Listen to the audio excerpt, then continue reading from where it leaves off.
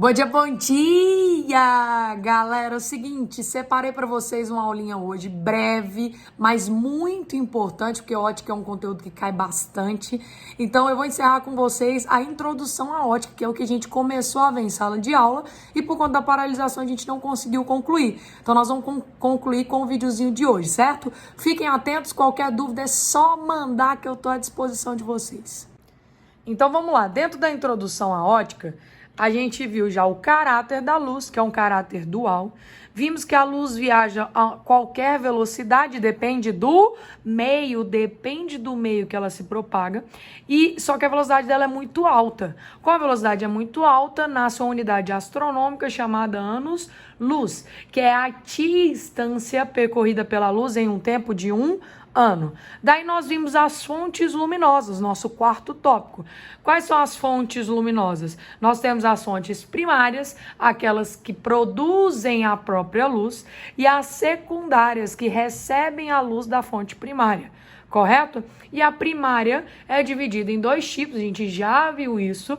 A primária é dividida em incandescentes, que são as fontes quentes, e luminescentes, que são as fontes frias.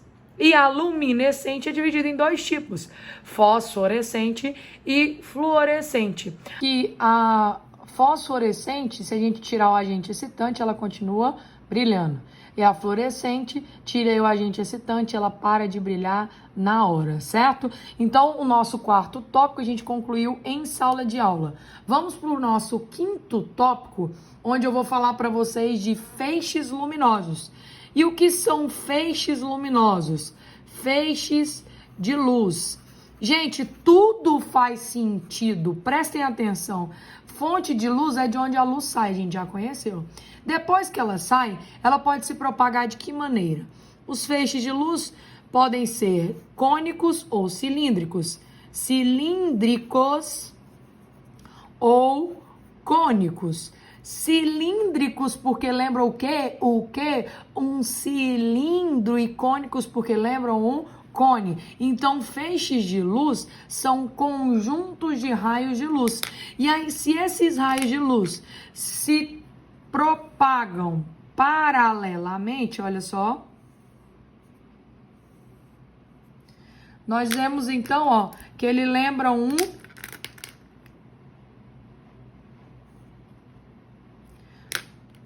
um cone, ó, um cilindro, perdão. Lembra um cilindro, olha lá. Raios paralelos, o feixe a gente chama de feixe cilíndrico. Agora, se os raios são cônicos, eles podem ser cônicos convergentes, ou eles podem ser cônicos divergentes, ó, divergentes. Convergente quer dizer o quê? Que eles convergem em determinado ponto. Então, olha só, eles convergem em determinado ponto. E divergente quer dizer que eles partem de um único ponto e divergem, se afastam. Lembram de cones? Lembram, ó. Eu lembro aqui um cone, ó. Um cone. Certo? Então tá aí, os feixes podem ser cilíndricos ou cônicos. Agora que a gente já conhece a forma como a luz se propaga, pessoal, nós vamos ver quais são os meios que a luz pode se propagar. Aonde a luz pode se propagar? Aonde a luz não consegue se propagar?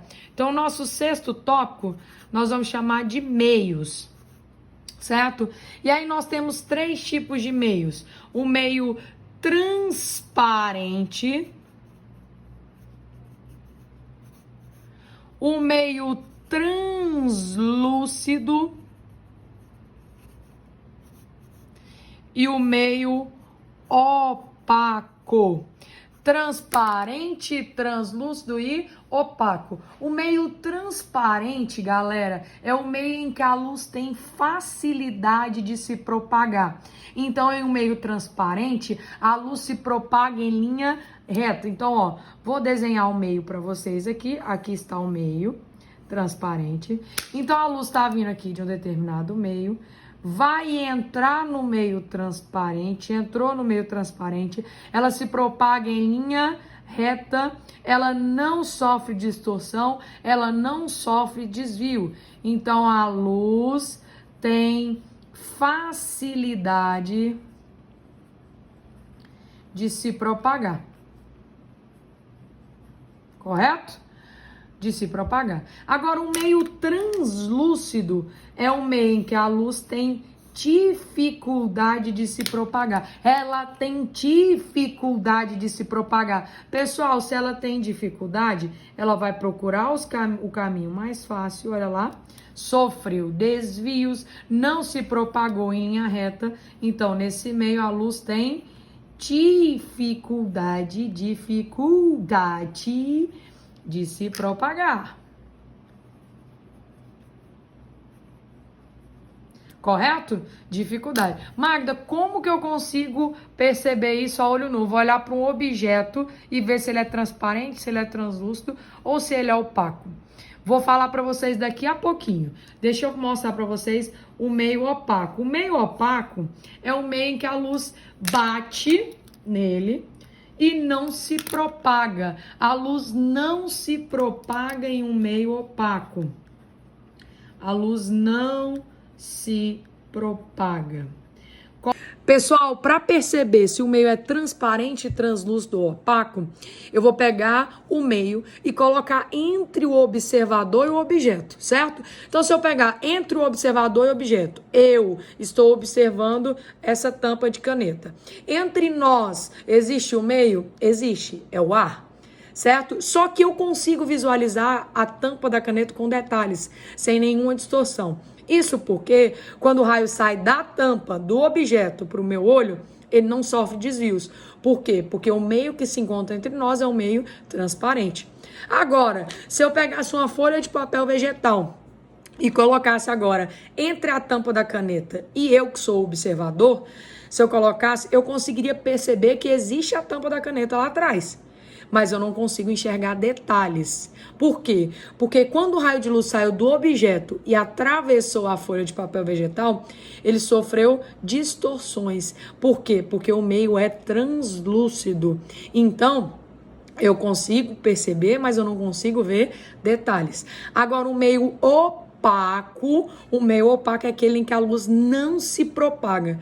Então, se eu pegar a folha de papel ali e colocar entre nós o objeto e o observador não vai conseguir ver o objeto.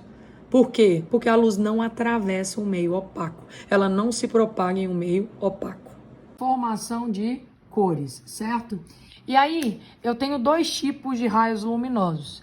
Eu tenho o raio luminoso policromático. Poli quer dizer o quê? Que tem todas as frequências, que tem todas as cores. E essa luz a gente chama de luz branca, certo? Então, um raio de luz poli é o quê? Várias. Então, ele é composto de todas as cores. E o monocromático é de uma cor só. Então, aqui eu peguei o exemplo do monocromático azul. Poderia ser monocromático vermelho, monocromático verde, certo? Eu peguei o exemplo do monocromático azul. Peguei um objeto 1, e qual a propriedade desse objeto? Reflete todas as cores. Imaginem o seguinte, eu sou observador, estou aqui, ó, olhando para esse objeto. Gente, o raio de luz veio policromático, veio, bateu nele e ele reflete todas as cores. Então, ele vai refletir todas as cores e todas as cores irão chegar nos meus olhos. Quando todas as cores chegam juntas nos nossos olhos, o nosso cérebro interpreta como branco. Eu não consigo distinguir todas elas. E o nosso cérebro, então, vai interpretar como branco, correto? Agora, olha só. Chegou uma luz policromática aqui. Eu, observador, estou aqui, olhando. E esse objeto absorve todas menos o verde. Então, ele vai refletir a cor o quê? Verde. Gente, o que chega nos meus olhos, então? O verde. E se chega o verde nos meus olhos, eu vou enxergar esse objeto, então, como verde. Então, todo objeto, ele é visto pela cor que ele está refletindo. Aqui não reflete nada. Eu estou aqui, observador, nenhum raio de luz chegou nos meus olhos, certo? Não chegou nada, eu vou ver escuridão. Aqui, então, eu vejo preto. Então, olha lá, eu vejo preto. Agora, o mesmo objeto, agora eu vou iluminar com a luz monocromática azul. Minha pergunta a vocês é, eu estou aqui esperando a luz refletida pelo objeto. Ele reflete todas as cores. O objeto 1 reflete todas as cores. O que tem para refletir aqui? Só azul. Isso quer dizer que o que vai chegar nos meus olhos é o azul. Então, eu vou visualizar esse mesmo objeto agora o quê? Azul. Agora, o objeto 2. Estou eu aqui, observador, esperando o raio de luz chegar. Ele reflete apenas o verde. Tem o verde para ele refletir? Não tem, só tem o azul. Então, ele não reflete nada para os meus olhos. Então, eu vou enxergar ele como preto. O mesmo objeto, agora eu visualizo ele como preto. Antes, como verde. Mudei a luz, mudou então a visualização da cor. E aqui, eu tenho também o observador aqui vendo. Não chega nada porque ele absorve tudo, ele não reflete. Então aqui eu verei como preto. Aí, galera, é o seguinte, não caiam nessa. Cor não é uma propriedade do objeto.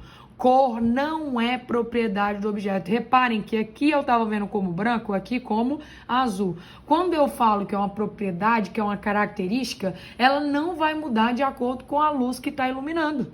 Então, eu posso definir tranquilamente que cor não é uma propriedade do objeto, pois depende da luz que o ilumina, correto? Então, vamos lá, galera, o nosso último e não menos importante, ou talvez o mais importante de todos, é fenômenos ópticos. São 3 os fenômenos ópticos: reflexão, refração e absorção. A reflexão é quando o raio de luz sai de um meio 1, bate na superfície de separação dos dois meios e volta, é refletido. Refletido com um ângulo R. Então, na reflexão, o I sempre será igual ao R. O ângulo de incidência sempre será igual ao ângulo de reflexão. Na refração, refração é quando o raio de luz sofre mudança de meio. Então, ele estava se propagando em um meio 1 e vai passar a se propagar em um meio 2, certo? Então, ele se propagava em um meio 1 e passa a se propagar no meio 2. Então, aqui ele sofreu mudança de meio. Mudança de meio. E na absorção, o que irá acontecer? O raio de luz simplesmente vai chegar e vai se transformar em outro tipo de energia. O mais comum é o calor, certo? Então, pessoal, quando eu consigo visualizar um peixe dentro de uma água, o raio de luz está saindo do peixe, vem pela água, da água passa para o ar e chega nos meus olhos. Do peixe vem pela água, água para o ar. Água para o ar. Que fenômeno é esse? Mudança de meio, fenômeno de refração.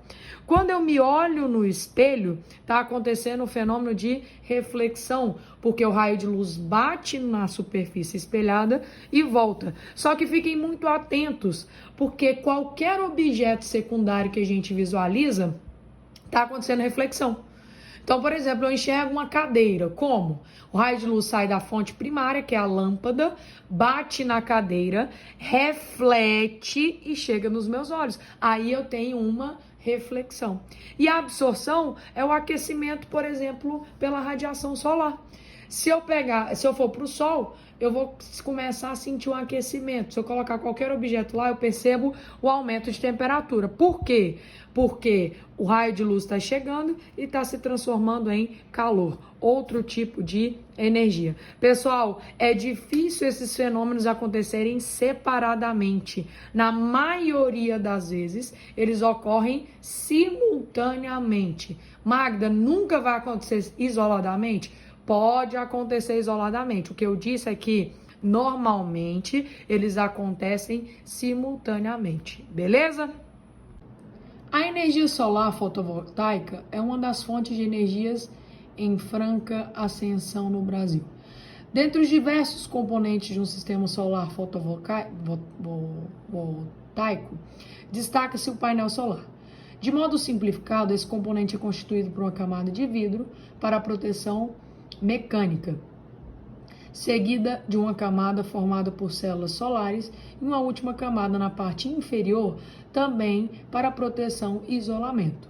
Sendo o vidro um material semitransparente, o que quer dizer isso? Quer dizer que o raio de luz consegue atravessar, mas não são todos, depende da inclinação do raio. Então aí eu tenho um raio de luz chegando e parte dos raios de luz eles vão sofrer reflexão, porque vão bater e vão voltar, e parte consegue entrar nessa placa, nesse vidro, correto? E aí o que acontece? Um raio solar que chega ao painel é parcialmente refletido e totalmente refratado, parcialmente refletido e parcialmente refratado. Letra B, alternativa correta, letra B. Totalmente refratado, tudo que chega atravessa o vidro? Não. Tudo que chega é refletido? Não. Parte é refletido e parte da energia é refratada. Portanto, a alternativa correta é letra B. A questão número 2 aí, eu tenho um raio de luz incidente aqui, ó. Incidente, ele está chegando com um ângulo de 60 graus em relação à superfície. O ângulo de incidência é 30, porque tudo aqui é 90. O ângulo de incidência é sempre o ângulo formado entre o raio e a normal. Entre o raio e a normal, nunca entre o raio e a superfície, é sempre entre o raio e a normal. E aí eu tenho um ângulo de incidência de 30 graus, então. 30 graus chegou, vai sair aqui com 30 graus, porque eu tenho a reflexão, correto? Então, ele chega com 30, sai com 30 graus, e o ângulo de refração aqui, ó, é o que a gente acabou de comentar na questão anterior. O raio chegou, parte dele bate e volta, sofre reflexão, e parte dele atravessa para o outro meio, sofre refração, certo? Esse raio que sofreu reflexão vai obedecer à lei que eu comentei com vocês, o ângulo de incidência é igual ao ângulo de reflexão, portanto, isso aqui é 30 graus, aqui também vai ser 30 graus. E o ângulo de refração é sempre em relação à normal, vai ser de quanto? 60 graus, correto? A figura acima representa um raio de luz atingindo uma superfície e sofrendo simultaneamente reflexão e refração. Os ângulos de reflexão e refração são respectivamente iguais. Então, o ângulo de reflexão aqui, 30 graus, eliminamos a C, a D e a E. E o ângulo de refração aqui é o ângulo formado entre o raio e a normal, 60 graus, letra A, alternativa correta. Questão 3 aí, tendo em vista que um feixe laser incide sobre uma superfície espelhada ideal. O que é uma superfície espelhada ideal? É aquela que reflete totalmente o raio. Não é como as anteriores que a gente acabou de ver as questões, que parte é refletida e parte é refratada. Então, ela é toda refletida. É correto afirmar que o ângulo de reflexão em relação ao normal é igual ao ângulo de incidência? Gente, se eu estou falando de reflexão, o raio refletido vai sempre obedecer essa lei. Ângulo de incidência é igual ao ângulo de reflexão. Alternativa correta, letra A.